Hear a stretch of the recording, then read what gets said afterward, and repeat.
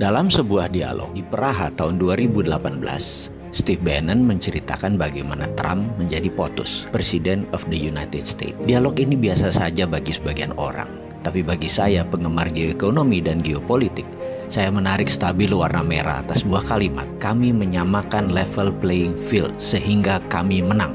Kalimat inilah yang menjadi dasar analisa saya, sehingga jadi memahami apa yang dimaksud dengan tim Trump untuk kebijakan luar negeri yang akan menguntungkan Amerika.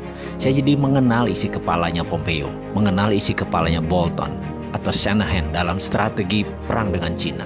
Kesimpulan, Amerika versus Cina saat ini bukan perang dagang, tapi perang ideologi. Menurut pengamat intelijen ekonomi, A.V. Temames yang berdomisili di London, hal inilah yang membuat banyak para analis salah baca, terutama analis ekonomi. Dikira Cina dan Amerika itu perang dagang biasa, perang ekonomi, hanya karena merasa sepertinya Amerika kalah dengan impor Cina yang besar masuk ke Amerika sehingga pasang tarif masuk tinggi agar barang di Cina itu mahal. Negara Amerika untung dari tarif pajak masuknya barang Cina yang ditinggikan, dan juga imbas produk hasil manufaktur di Amerika jadi bisa berjualan karena harga mereka kompetitif itu di dalam Amerika. Kalau tidak diprotek atau dilindungi dengan pajak impor yang tinggi, barang-barang Amerika jadi mahal. Mereka pilihannya adalah lebih baik pilih barang Cina. Begitu sebaliknya, dibalas Cina dengan impor masuk barang Amerika ke Cina dinaikkan. Ternyata bukan itu. Ini perang bahkan lebih dalam lagi, yaitu perang ideologi. Kalau sudah perang ideologi, by all means atau berapapun harganya, pasti ditebus. Cina dan Amerika kan habis-habisan perang. Lalu bagaimana dengan Indonesia?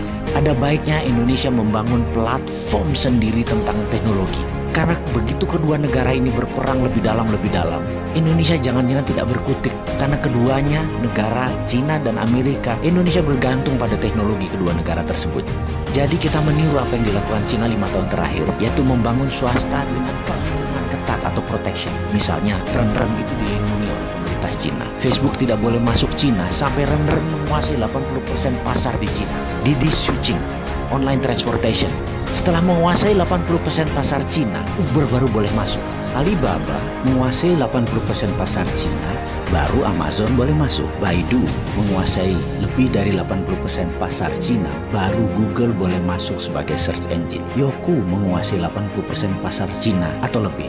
YouTube baru boleh masuk, dan masuknya pun asing tersebut sampai dibatasi sampai saat ini. Indonesia kalau mau maju, aplikasi anak negeri dilindungi terlebih dahulu. Sekarang perang dagang Cina-Amerika sedang memanas. Indonesia ambil kesempatan. Anak bangsa buat fintechnya sendiri, buat Google versi Indonesianya sendiri, buat WeChat versi Indonesia sendiri, buat Facebook versi Indonesia sendiri, dan pastikan semua proyek itu diprotek oleh negara, dilindungi oleh negara. FBI asing masuk diatur, Google asing diatur, sosmed semua diatur yang dari luar negeri, dan produk Indonesia diberi fasilitas penuh kemudahan. Yakinlah 1-2 tahun ke depan anak bangsa bisa membuat dan melaksanakan proyek tersebut, sehingga pada tahun 2021 sewaktu puncaknya perang dua negara, Indonesia sudah punya semuanya. Kita tidak tergantung pada Cina dan Amerika. Saya yakin Amerika pasti akan mematikan sosmed mereka, internet mereka, satelit mereka, karena itu adalah strategi perang, battle space namanya, penaklukan ruang udara. Tapi kalau Indonesia punya semua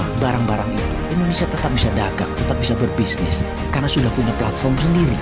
Kita tetap connect. Kemarin, beberapa saat yang lalu, 2 hari sosmed dimatikan secara lokal. Banyak netizen yang muring-muring. Apalagi kalau Cina matikan 5G. Sementara Indonesia sudah pakai 5G di tahun 2021. Atau Amerika mematikan 4G-nya. Bayangkan, kalau mereka matikan itu semua, masa Indonesia jadi bingung? Karena kita terlalu tergantung network asing. Amit-amit jangan sampai itu terjadi. Ada solusinya, yaitu dengan membangun platform digital teknologi yang diprotek oleh negara.